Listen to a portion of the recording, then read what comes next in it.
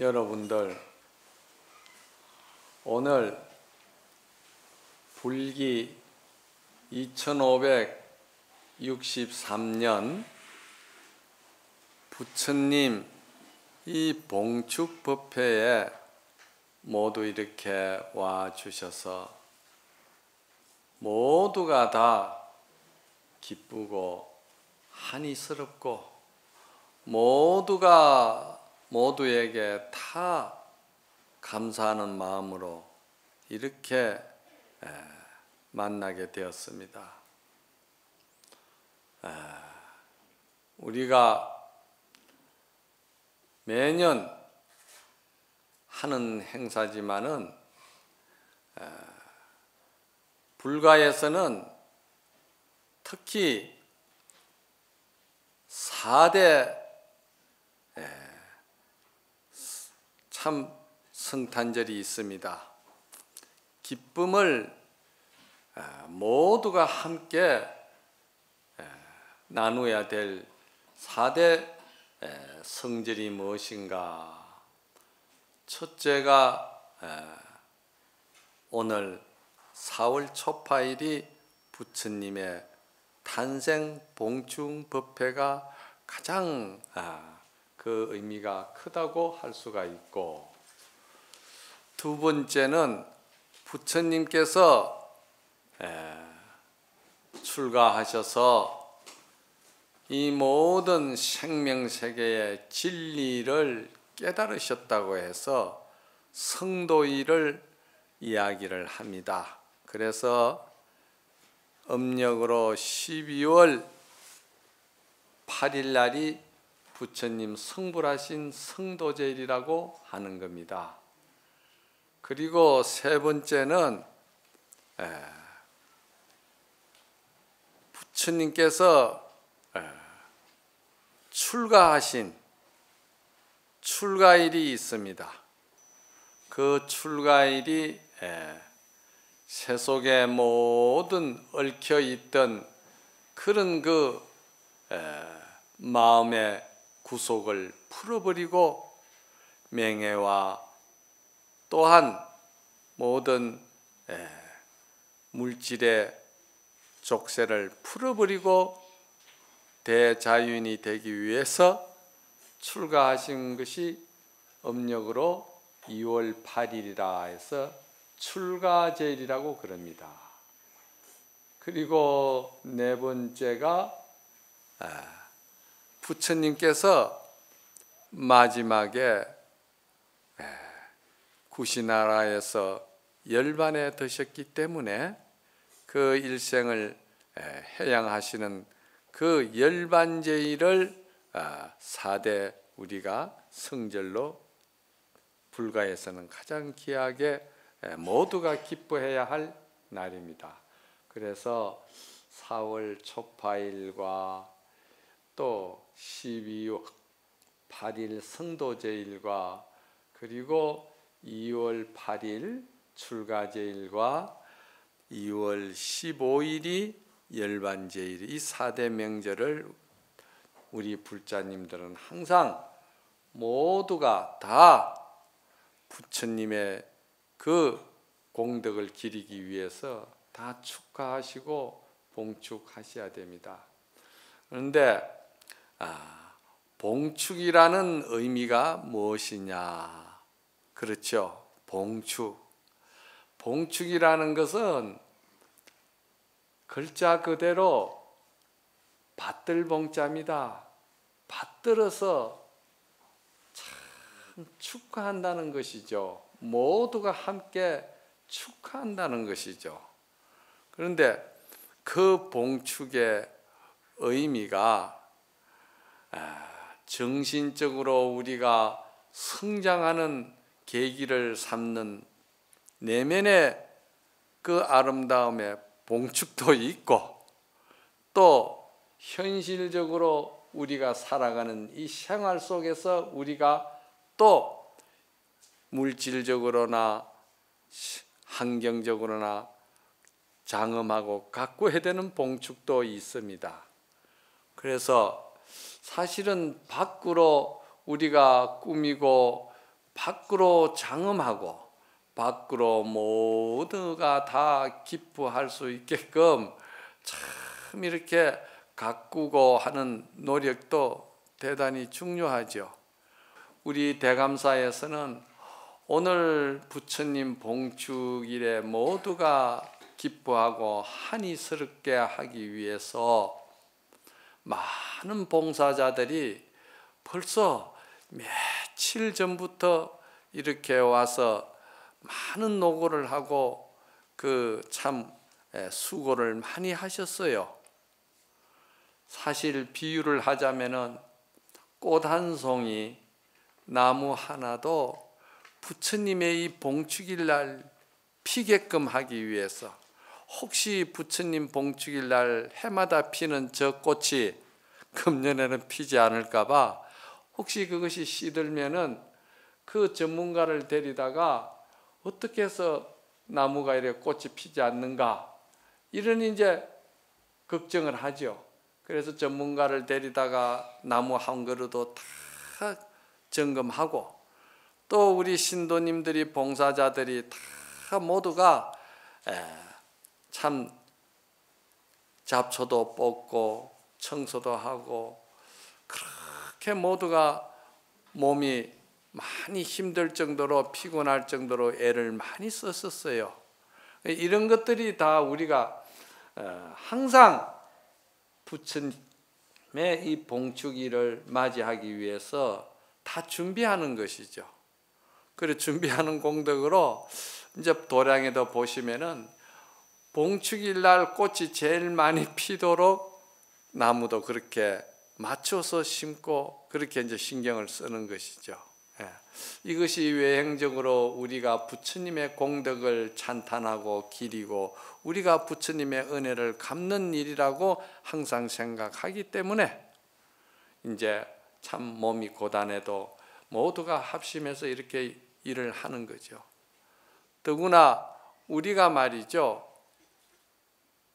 또 한 가지는 정신적으로 내면적으로 성숙되고 우리 마음이 보다 부처님 마음과 함께 닮아갈 수 있는 길이 뭔가, 나도 부처님과 같이 될 수 있는 길이 뭔가, 이것을 항상 염원하면서 자기 자신의 내면의 정신세계를 더욱더 성화시키고 더욱더 마음 평수를 넓히고 더욱더 마음의 지혜를 갖다가 더 넓혀서 모두가 사랑으로, 그리고 자비로, 그리고 베풀고, 그리고 포용하고, 서로가 용서하고 서로가 화합하고 하야 하는 이 마음의 평수를 넓히는 것이 사실은 오늘 여러분들이 이 다 법당에도 그렇고 모두가 이 연등을 밝히는 것도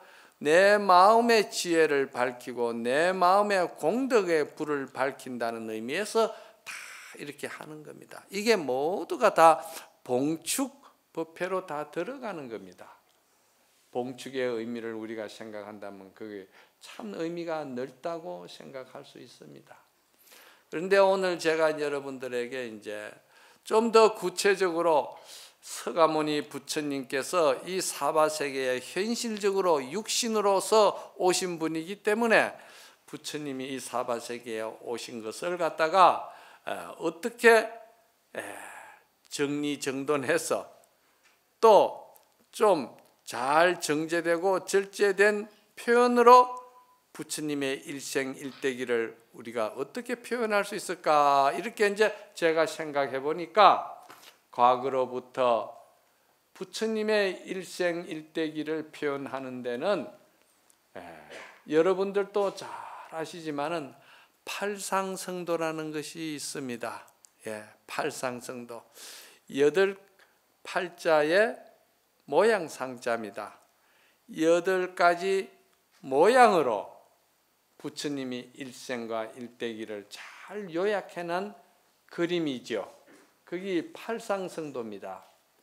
이 팔상성도는 언제부터 이것이 이 사바세계의 모든 불자들에게 이게 아주 널리 펴게 됐느냐 하면은 부처님 열반하신 뒤에 100년경부터 이 부처님의 모든 그 일생의 기록이라든지 경전의 말씀이라든지 부처님의 모든 그 인격으로 따듬어진 생명세계의 그 아름다운 자비와 사랑을 그림으로 이렇게 잘 그려놓은 것이 그것이 팔상성도인데 그 그림을 그렇게 하게 된 동기는 물론 문자로나 학문적으로나 우리가 그런 것으로서도 전문적으로 이야기할 수 있지만은도 참으로 부처님을 그리는 신행자들 중에는 그렇게 학문이 넓거나 지식이 많은 사람도 아니거든요. 그런 사람도 있어요. 그런 분들을 위해서 가장 잘 이렇게 아주 요약해서 표현 잘 된 것이 그림이더라는 것이죠. 그림으로 가지고 부처님의 철학을 다 사상을 이렇게 표현한 거예요. 8가지. 그래서 그 8가지 표현의 그림이 뭐냐 하면은 첫째는 도솔레이상, 두 번째는 비람강생상, 세 번째는 사문유관상, 네 번째는 유성출가상, 그리고 다섯 번째는 부처님이 수도하신 설산수도상, 부처님이 또 설산수도상의 그 끝에 부처님이 성불하신 수화항마상, 수화항마상. 그래서 부처님이 성불하시고 부처님이 처음으로 제자들에게 법문하신 녹은전법상, 그리고 마지막에 부처님이 열반에 드신 쌍림열반상, 이렇게 해서 팔상성도라고 그럽니다. 이 팔상성도를 제가 하나하나 여러분들에게 이해하기 쉽게끔 잘 요약해서 명료하게 말씀을 정리해 드릴까 합니다. 첫째는 도솔레이상, 이렇게 이야기를 합니다. 도솔이라는 말은 무슨 말인가 하면은 천상에 많은 천상이 있지만은 도솔천이라는 천상이 있습니다. 우리가 몸을 벗고 저승으로 갔을 때 이 사후의 세계의 그 복덕과 공덕에 따라서 천상에 태어나는데 여러 천상에 태어나겠지만은 가장 수성한 천상이 어디냐? 도솔천이라는 것이죠.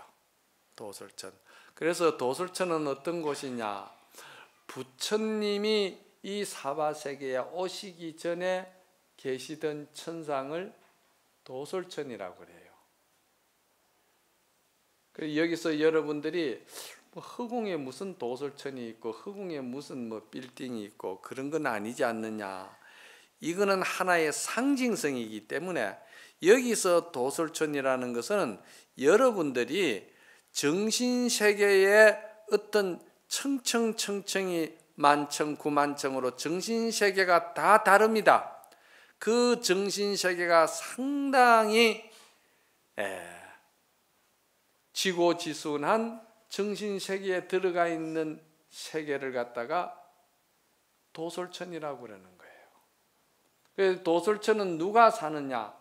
도솔천은 항상 사바세계의 부처님으로 오실 분들이 도솔천에 계신다는 거예요.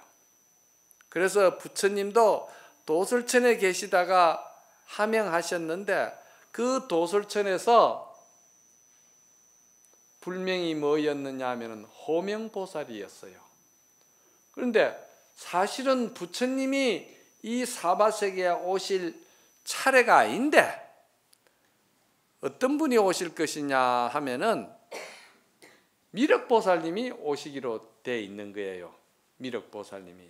그런데 미륵보살님이 이 사바세계 중생을 교화하기 위해서 오시기로 돼 있는데 부처님 호명보살이 먼저 오신 것은 호명보살이 먼저 이 사바세계 중생을 위해서 내가 원력을 세우고 이 사바세계 중생들에게 마음을 편안하게 해줘서 이 사바세계 중생들이 마음에 큰 사랑과 자비를 깨우치게 해줘야 되겠다는 원력이 미륵보살님보다도 더 광대하게 컸기 때문에, 부처가 다 똑같이 크고 작은 게 있겠냐마는도 그래도 호명보살님이 아주 요즘으로 말하면 강력히 자기 뜻을 내세운 것이죠.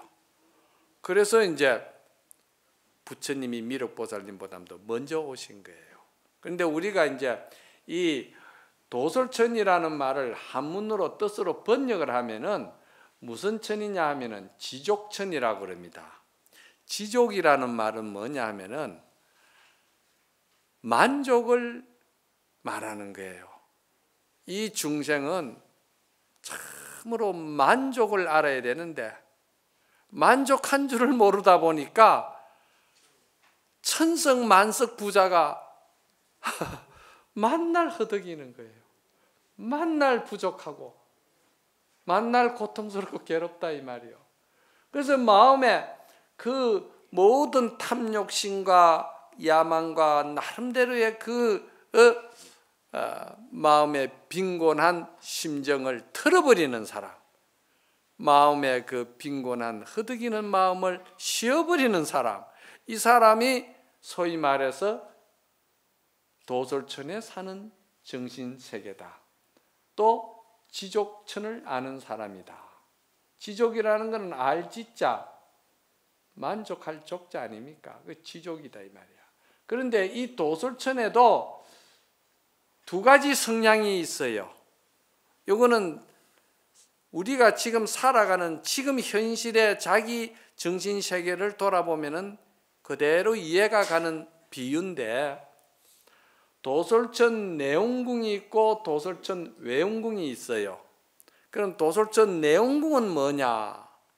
도솔천 내용궁은 부처님이 계시는 곳이니까 마땅히 당연히 부처님 같은 정신세계를 가진 분이 사는 곳이니까 거기에는 항상 조금 전에 말씀을 드렸듯이 만족을 알고 감사한 줄을 알고 정말 너무너무 고마운 줄을 알아서 항상 남을 배려하고 그 사람을 항상 살펴서 그 사람의 입장을 생각하고, 그리고 항상 사랑을 주되 조건을 붙이지 아니하고 사랑을 주는 거야. 중생은 사랑을 하도 조건을 가지게 돼 있어. 그 조건이 상당히 고통스럽고 괴로운 거예요. 그래서 조건을 가지지 않는 사랑, 이거를 불가에서는 뭐라고 그러냐면은 무주상보시라고 그래요. 보시바람이래 이게 들어가죠.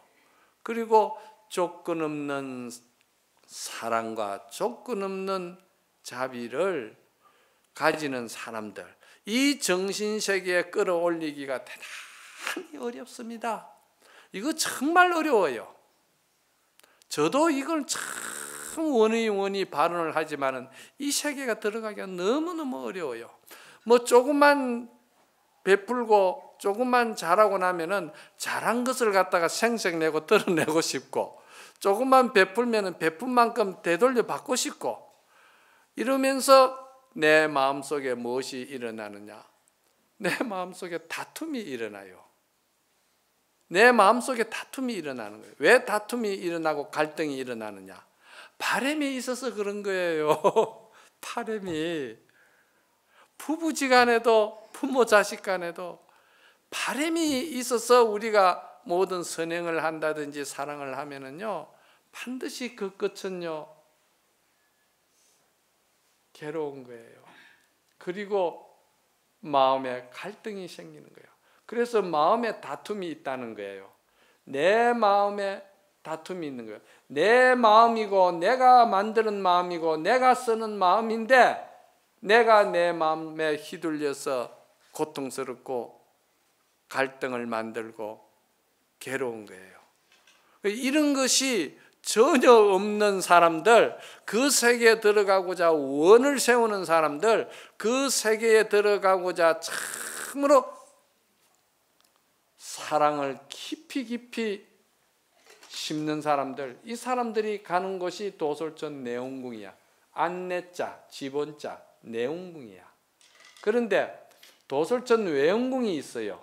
외원궁은 어떤 것이냐? 외원궁은 물질 세계입니다. 물질의 만족을 쫓는 사람들의 세계가 외원궁이에요. 그거는 죽어서 가는 것이 아니고 여러분들이 지금 사는 이 모습 속에서 나는 내원궁을 몇 프로 가졌고 외원궁을 몇 프로 가졌는지 한번 생각을 해보시면은 내 정신세계는 내원궁의 체질이 맞느냐 외원궁 체질이 맞느냐 보시면 아시는 거예요. 그래서 외원궁이라는 거는 항상 물질의 만족을 취하려고 그러는 거예요. 그런데 이 물질의 만족을 취하는 사람들은 사실은 뭐냐 하면은 복덕을 많이 짓고 복은 많은데 그 사람들은 쌓아놓을 수 있는 저장성이 없는 복이기 때문에 몸을 벗어버렸을 때 다음 내가 사람 몸을 받아서 정신세계에 내가 들어갈 때는 내원궁의 정신은 내가 다음 생에 사람 몸을 받을 때는 그것이 오롯이 지혜로서 복덕으로서 공덕으로서 받아서 그것이 큰 하나의 사랑의 그릇이 되겠지만은 이 육신의 만족을 취하는 이 외원궁의 정신세계에 도취되어 있는 사람은 항상 현실적이에요. 현실적으로 인맥도 넓혀야 되겠고 물질도 내가 더 많이 가져야 되겠고 또 무엇을 해도 내가 반드시 거기에 대한 상응되는 대가를 받아야 되겠고 뭐 이러한 말이지. 그런 생각을 가지는 사람들은 그 사람들은 살아생전 육신이 있을 때는 반드시 만족하고 충족하고 행복하겠죠. 그러나 이 육신을 벗어버린 상태에서는 그것이 아무 소용이 없다는 것이죠. 살아서는 그게 대단히 중요하죠. 살아서는 그것이 굉장히 편안하고 굉장히 만족하고 좋지요. 그러나 내가 이 육신을 벗어버리고 나서는 그 인맥이나 그 물질이나 그 모든 말이지. 비유를 하자면 그렇습니다. 내가 아무리 칠보석 침대 위에 누가 있고 또 금침 베개 이불을 잘 내가 덮고 있다 하더라도 육신은 굉장히 부드럽고 좋겠지요. 그렇지 않겠어요? 부드럽고 좋겠죠. 그러나 내 정신이 편안하지 않을 때는 그 잠자리는 꿈자리가 시끄러운 거예요. 비유를 하자면 요 간단한 거예요. 그러면 내가 이 꿈자리가 또 잠이 들었어도 정신세계가 편안하다는 것은 도솔천 내원궁의 정신세계를 말하는 것이고 이 모든 금침이나 모든 것이 부드럽고 좋다는 것은 이 육신이 좋아하는 만족을 말하는 거예요. 그러나 그 육신이 우리가 필요한 것은 육신의 공덕, 복덕과 정신적인 공덕도 함께 우리가 닦아야 된다는 것을 갖다가 부처님은 아셨던 거예요. 한쪽만 치우쳐가는 되는 게 아니라 그래서 그 사람은 행복한 것이 아니다 이 말입니다. 요것을 말씀하는 것이 도솔예의상의 의미가 있습니다. 그 다음에 부처님이 비람강생상이거든요. 비람강생상이라는 것은 부처님이 마야 부인의 태를 빌려서 정반왕의 그 참 혀를 빌려서 카비라성 태자로서 태어나시는 것이 그것이 오늘 이 룸비니 동산에서 태어났거든요. 인도는 그 모든 그 관습과 풍습이 왕후라도 그 순산할 때는 친정에 가서 합니다.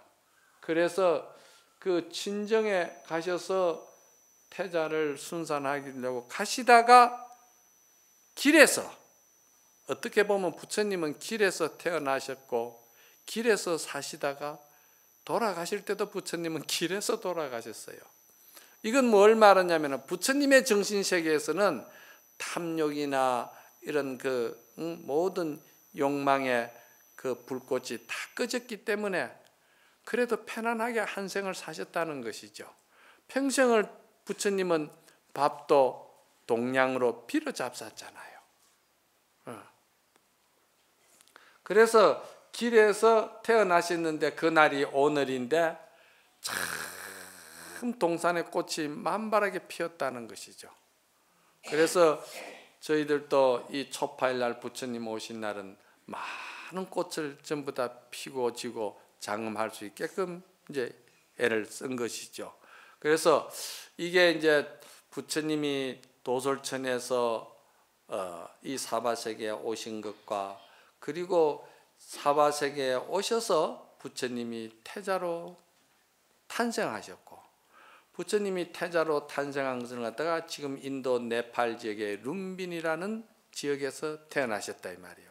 그리고 세 번째가 부처님이 태자로서 성장하시면서 문무와 모든 것을 겸하시고 학문도 겸하고 무술도 겸하고 여러 가지를 다 겸하시면서도 부처님이 항상 마음에 어두운 것이 있었어요. 그것이 뭐냐면은 사람은 태어나면은 영원히 그가 원하는 만큼 수명을 누리고 살다가 가는 것이 원인데 어떻게 사람이 그렇게 참 단명하는 사람은 단명하고 병든 사람은 병들고 말이지 그 원을 성취 못하는가. 그렇다 하면은 그건 온전한 행복이 아니고 온전한 기쁨이 아니지 않느냐. 이렇게 하셔서 부처님이 그거를 해결하기 위해서 나선 것이 사문유관상이라고 그럽니다. 그래서 사문이라는 말은 한문으로 이 넉사자입니다. 글자 그대로 문문자를 말하는 거예요. 대문을 말하는 거예요. 그래 내 대문을 열고 나갔는데 내 대문이 뭐냐면 동서남북을 말하는 거예요. 동서남북. 처음에 동쪽 문을 열고 탁 나셔가니까 당신이 동쪽 문을 열고 나섰는데 얼마 안 가서 먼저 제일 만난 사람이 누구냐면은 병든 사람을 만났어요. 요즘 말하면은 정말 고치기 어려운 암이라든지 이런 큰 중병을 든 사람이 그 회복하기 어려운 병을 만나서 그렇게 병중에 신음하는 사람을 부처님이 만났어요. 마음이 많이 아팠어요. 그래서 기분이 대단히 이렇게 다운되셔가지고 그래가지고 부처님이 다시 성 안으로 들어오신 거예요. 그래서 동문에 나가셔가지고 병자를 보셨다. 두 번째 부처님이 다음 날은 서문으로 나가셨거든요. 태자로서 이게 하나의 전부 다 상징성입니다. 여러분 이걸 상징성으로 잘 봐야 됩니다. 왜냐? 부처님이 말씀하시는 사문유관상이라는 것은 인간은 말이지 생로병사의 이 고통과 늙음과 병듦과 이 죽음을 절대 피할 수 없다는 것을 갖다가 상징적으로 사문유관이라는 하나의 그림으로서 부처님의 사상과 철학을 갖다 표현한 거예요. 그래서 두 번째는 서문으로 나갔는데 역시 서문으로 나가셔서 처음 만난 사람이 누구냐? 행상을 만난 거예요. 행상이 뭡니까? 시신을 싣고 하면서 시신을 싣고 나간다 이 말이야. 부처님이 그걸 다 바라보니까 야, 사람이 이거 참 산다고 사는 게 아니구나. 밤새 안녕하신다 하더만은 그냥 하루 밤사이에 그냥 가는 사람이 있거든요. 밤사이에. 그리고 우리가 옛날에는 항상 어른들이 의학이 발달하기 전에는 밤새 안녕하십니까? 그러는 거예요. 그때 당시에는 밤새 안녕하십니까? 하고 좀 더 배고픈 시절에는 만나면 아침 잡쌌습니까?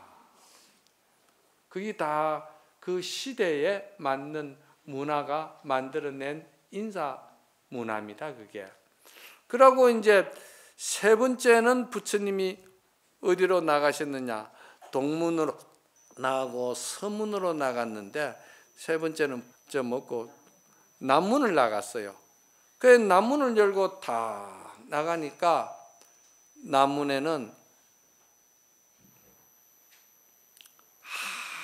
아주 늙은 사람이 그냥 허리가 꼬부랑해가지고 그냥 자기 몸뚱이 하나 이거 버티고 산다는 게 이게 보통 일이 아니고, 여러분들이 한번 생각해 보세요.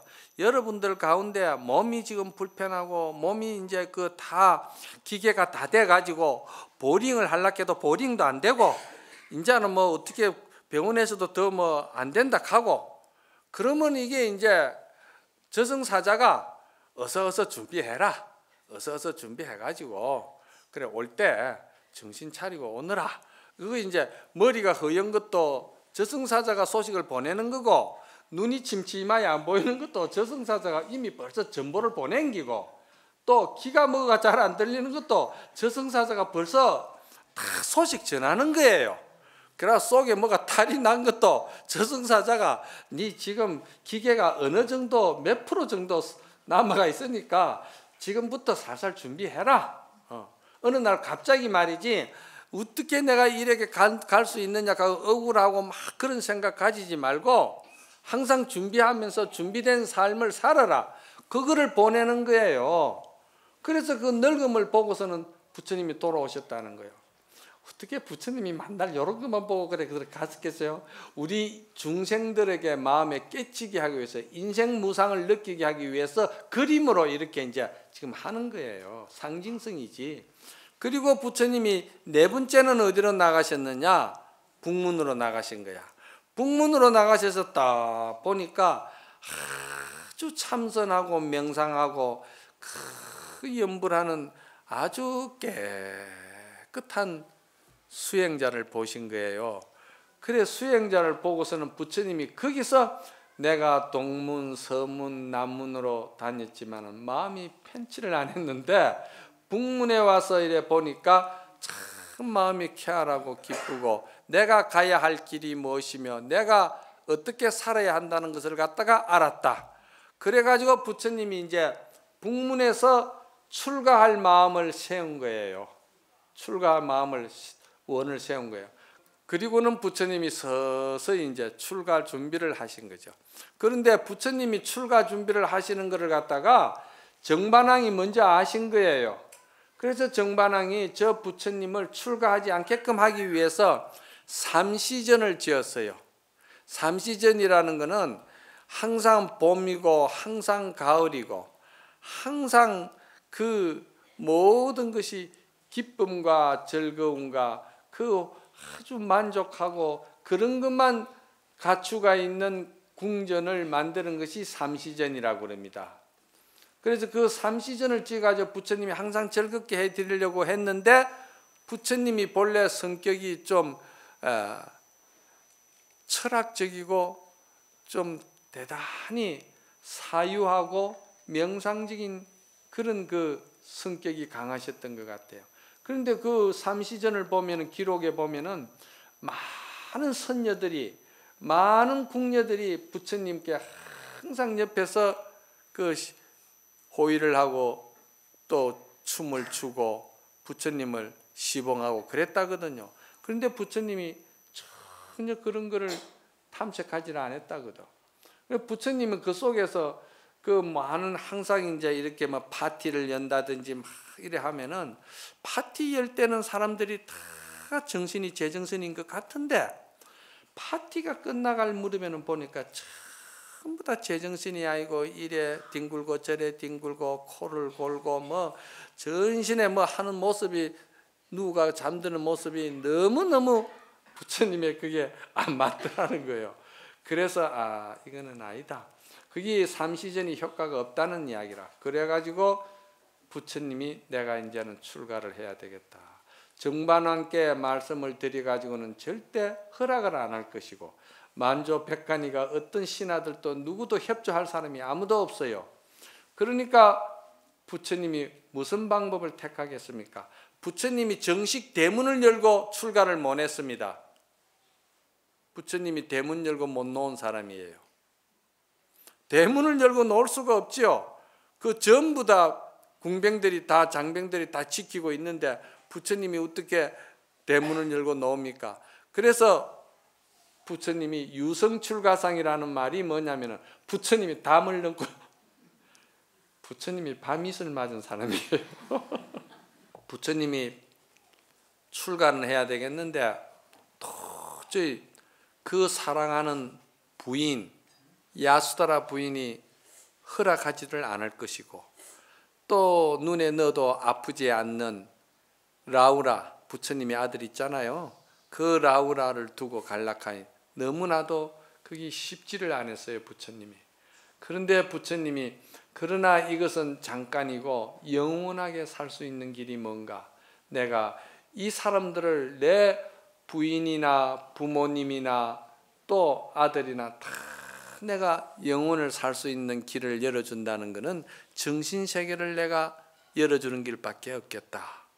그래서 이제 부처님 옆에 항상 붙어 다니는 게 누구냐면은 그 마부가 항상 부처님 옆에 붙어 다녔어요. 부처님을 항상 보필하니까 잔타카 그 마부가 있는데 마부를 밤에 불러냈어요. 부처님이 내가 지금 피난을 가야 되겠다.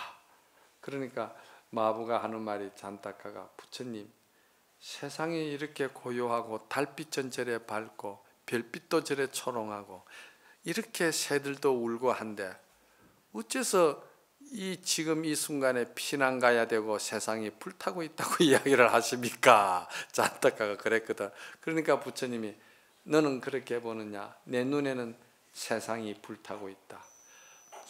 인간의 마음이 탐욕과 질투와 그 집착과 애착에 벗어나지 못하고 불타고 있다. 이 불타고 있는 것을 내가 끄야 된다. 그래서 이걸 피난을 가야 된다는 거죠. 그래서 마부가 하는 말이 어디로 가야 됩니까? 그러니까 지금 히말라야 설산으로 나는 간다. 그래서 잔타카를 데리고 담을 뛰어넘어서 말을 타고 이제 설산까지 오신 거예요. 그래서 설산에 와서 딱 와서는 그 마부를 돌려보냈어요. 돌려보내고 너는 절대 부왕에게 내가 이 히말라야 설산으로 갔다는 말씀을 드리지 말아라. 그러면서 너는 모르는 걸로 해라. 그러니까 부처님이 청문회 나가면 저는 모릅니다 하는 것도 아마 그 원조자인지도 모르겠어. 에? 그래가지고 부처님이 태자 옷을 갖다가 벗어버립니다. 그 사문유관상에 보면은 태자 옷을 벗습니다. 벗고서는 그 태자 옷을 그 사냥꾼 옷하고 바꿔 입습니다. 그 사냥꾼 옷이 좀 추짓고 더럽고 짐승을 잡다 보니 피도 묻어가 있고 그렇지요. 그러나 그거를 갈아입어요. 그리고서는 설산에 들어가지요. 그래서 이제 사문유관상이 나옵니다. 그래서 아까 이제 도솔레이상, 비람강생상, 또 이제 사문유관상, 유성출가상까지 했죠. 이제 반 했습니다. 그러면 이제 네 가지 이제 그림이 있는데 그 다음에는 뭐냐면은 설산수도상이라는 겁니다. 설산은 여러분이 아시다시피 히말라야를 말하는 겁니다. 히말라야는 여러분들도 인도로 가보셨지만은 항상 거기에 만년설이 덮이가 있지 않습니까? 그런데 거기서 부처님이 6년 동안 수행을 하셨거든요. 6년 동안. 그때 세계적으로 많은 성자들이, 많은 명상가들이, 많은 요가인들이 전부 다 수행하는 그 철인들이 인도로 다 집성지가 된 거예요. 그래서 인도가 역사가 깊고 그 인도의 그 인디아의 그 본래 원족들의 그 역사가 세계적으로 가장 철학적으로 깊은 거예요. 그런 나라이기 때문에 성인이 태어나신 거예요. 그래서 부처님이 설산에서 6년 동안 계속 수행하고 고행하시고 한 것이 그림으로 다 나와요. 때로는 말이지 그 무소유를 주장하는 그 인도의 지금에 가도 무소유를 주장하는 수행자가 있어요. 그런 거 보면은 그냥 나체로 항상 실오라기 하나 안 걸치고 나체로 살죠. 부처님은 그러한 무소유를 물질 그거를 말씀하신 게 아닌데 잘못 알고 있는 것이죠. 정신적인 그 욕심과 욕망에서 해탈하고 마음의 자유를 얻으라고 한 것이지. 그래서 또 그런 거라든지 몸을 고통스럽게 해서 또 어떤 마음의 안정을 얻으려고 했다든지 이런 것들이 다 수행상에 나오는데 그래도 부처님은 거기에서 마음의 평안을 못 얻으신 것이죠. 그 이제 설산수도 6년을 딱 하시고는 마음에 부처님이 그때서 비로소 이제 마지막에 우리가 이제 요번에도 인도를 성지순례를 신도님들이 다녀오셨지만은 그런 그 부처님의 8대 성지를 다 돌아보면서 부처님이 고행하신 고행님이라든지 또는 겐지스 강변에서 그 수행하던 모습이라든지 또는 이제 부처님이 고행을 너무 많이 하셔가지고 기운이 없어가지고 부처님이 쓰러지시는데 그 쓰러지실 때 부처님이 먹을 수 있는 아무 영양식이 없었는데 그때 한 여인이 부처님에게 그 미염을 끓여줍니다. 그 미염이 이제 인도에 가면 그 미염이 굉장히 유명하죠. 호텔에 가도 그 미염이 지금 제가 금방 그 기억이 안 나는데 그 호텔에 가도 그 뷔페를 하면 그 미염죽이 유명해요. 그게 부처님이 잡섰던 죽이라 해가지고 그 이제 우유와 분유처럼 아주 부드러운 음식인데 그거를 이제 그 여인이 부처님에게 올립니다. 그거를 잡숫고는 부처님이 기운을 차립니다. 그래서 부처님이 마지막에는 어디로 가느냐면 보리수 나무 밑에 가가지고 명상에 듭니다. 그 이제 조용히 자기 정신 세계를 이제 성찰하는 것이죠. 그러면서 그 고요한 정신 세계에 들어가서 부처님이 우리 마음의 정신 세계에 우리 본래 성품 세계, 우리 본래의 순수하고 지고지순한 우리의 그 성품의 세계를 부처님이 스스로 깨닫고 발견하신 것이죠. 발견하고 보니까 본래 우리 마음은 참으로 그렇게 아름다운 거죠. 그런데 어느 날 물질에 탐착하고 어느 날 거기에 족쇄를 하다 보니까 사람의 마음이 많이 이제 타락된 거 아닙니까? 그래서 거기서 부처님이 깨달으시고는 그 다음에 부처님이 깨달으시고는 바로 부처님이 중생교화를 하기 위해서 나선 것이죠. 나섰는데 그것이 어디냐 하면은 그것이 녹야원이라 녹야원은 녹은전법상이라 그럽니다. 녹은전법상. 왜 녹자가 무슨 녹자냐면은요 사슴 녹자예요. 원자는 동산 원자예요. 사슴이 뛰노는 동산이다.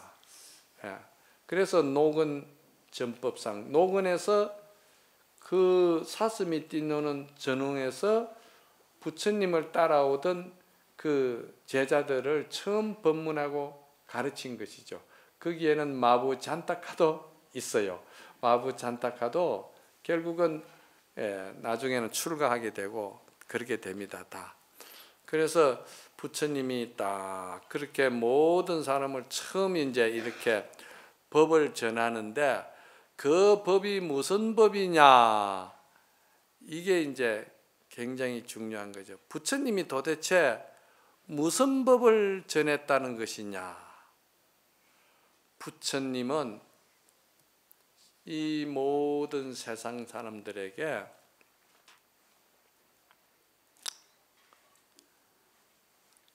간단합니다. 불법을 어렵게 생각지 마세요. 부처님이 처음 제자들에게 처음 처녀설법이 뭐냐면은요, 인연법을 설했습니다. 인연법 잘 아셔야 됩니다. 여러분은 소매끝만 스쳐도 인연이요, 과거에 뭐 인연이요 저런 인연이요 인연 용어를 많이 쓰는데 실제 그 인연이라는 말은 대단히 철학이 깊은 용어입니다. 그런데 그 인연이라는 말을 우리가 불가해서 학술적으로 말하면 학문적으로 말하면 연기법이라고 그러는데 연이라는 말은 내나 인연 연자거든요. 기라는 말은 일어날 기자거든요. 그래서 인연에 의해서 일어난다고 해서 연기법이라고 하고 또 원인에 의해서 원인이 있기 때문에 원인에 의해서 이러한 연의 결과가 있다고 생각하면 그 인연법이 되는 거예요. 뜻은 돌아가는 것이 같은 겁니다. 그런데 부처님은 이 인연법을 설한 것이에요. 그런데 이 인연법이라는 것이 뭐냐면은 부처님이 성불 하시고 보니까 이 세상 전부 천삼나 만삼나 생명 하나 꽃잎 하나 어느 거 하나라도 그 인연을 벗어나서 존재하고 생태가 생존해 가는 것은 아무것도 없더라는 거예요. 전부 다 인연에 의해서 살아가더라는 거예요. 그래서 그 인연이 뭡니까? 결국은 관계성을 말하는 거예요. 우리가 만나는 것도 인연이죠. 만나는 건 인이죠. 그 만남이 어떻게 가꾸어져 나가느냐, 어떻게 우리가 잘 관리해 나가느냐, 그 만남을 어떻게 우리가 잘 성장시키느냐 하는 것은 연이라고 그러는 거예요. 만나는 것은 인이고 가꾸어 나가는 것은 연이에요. 그걸 인연이라고 그런다 이 말이야. 그러면은 만나는 것은 누구든지 피할 수 없는 자기가 원하지 않는 상태에서도 만날 수도 있어요. 왜? 내가 부모를 만날 때도 내가 부모에게 뭐 선택돼 가지고 내가 부모가 선택한 것도 아니고 그 만남은 참 어려운 거예요. 그냥 그렇게 만나는 것이죠. 그런데 이제 부모 자식 간에 되어 가지고 부모 자식 간에 성장하고 관리하고 서로가 그 삶을 엮어 나갈 때 우리가 어떻게 가꾸고 관리하고 그거를 잘 성찰하면서 관계를 유지하느냐, 이게 연이거든. 이게 굉장히 중요한 거라. 그런데 이 연을 부처님은 딱 몇 가지로 정리를 하는데 어떻게 하냐면, 첫째, 그 연이 아름다워지려면, 그 삶이 아름다워지려면 첫째, 관계성을 감사하고 기뻐해라. 만남을 감사하고 기뻐하라는 거예요. 만남을 감사하고 기뻐하되 그 기뻐하는 마음으로 서로가 서로를 아무 조건 없이 사랑을 주라는 거예요. 이거 굉장히 중요해요. 이거 우리가 참 어려운 이야기죠. 이거 행이상학적이고 철학적인 이야기 아닙니까? 실제도 정신세계가 이렇게까지 우리가 성장하고 우리가 마음그릇을 키울 수가 있다는 것을 부처님은 말씀하신 거예요. 그러니까 조건 없는 사랑을 줘라. 조건 없이 베풀어라. 그리고 항상 용서해라. 용서하는 자는 그 이유를 묻지 말아라. 그래서 금강경 5가에는 뭐라고 했냐면은 지혜로운 자는 어리석은 자를 탓하지 않는다. 이랬거든요. 우리는 뭘 용서를 하면은요, 네가 이러이러한데 내가 참 용서한다. 이러하면은 또 마음에 앙금이 남는 거예요. 그런데 지혜로운 자는 큰 장부, 큰 그릇의 삶을 사는 사람은 조건을 붙이지를 않아요. 탓하지를 않아요. 그래서 그냥 용서해라. 그냥 용서하면은 네 마음에 찌꺼기가 없어서 너가 행복할 것이고 너의 마음이 기쁠 것이다. 이렇게 이야기했거든요. 그래서 자, 용서하는데도 조건을 붙이지 말고 탓하지 말아라. 그리고 항상 상대를 배려해라. 상대를 항상 배려해 줄 줄 알아라. 상대의 입장에서 그 괴로움을 항상 나누어 가지고 그러라는 거예요. 이런 것들을 생각하면은 그 관계가 어떻게 되느냐면은 서로가 서로를 생명을 살 수 있게끔 상생시켜주는 관계가 유지된다는 거예요. 이걸 잘 아셔야 돼. 이게 부처님의 가르침의 중심에 있는 겁니다. 오늘 봉축법회의 가장 중심에 있는 게 이 뜻입니다. 모든 것이 서로 관계에 떠나서는 생명이 존재할 수가 없잖아요. 누구든지 관계 속에서 성장하는 것이지. 그러면 그 관계를 가지되 그 관계를 반드시 서로가 서로를 그 생명을 행복하고 기뻐하고 성장할 수 있게끔 그런 마음으로 관계를 중심에 둬라. 이렇게 한 거예요, 그게. 그래서 그거를 저는 비유를 할 때 널뛰기에다 저는 항상 비유를 하는 거예요.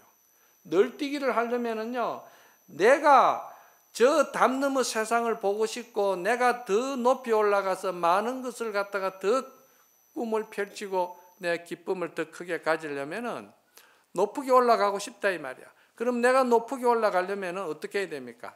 내가 상대의 그 널뛰기를 있는 힘을 다해서 조건 없이 힘껏 굴려줘야 돼.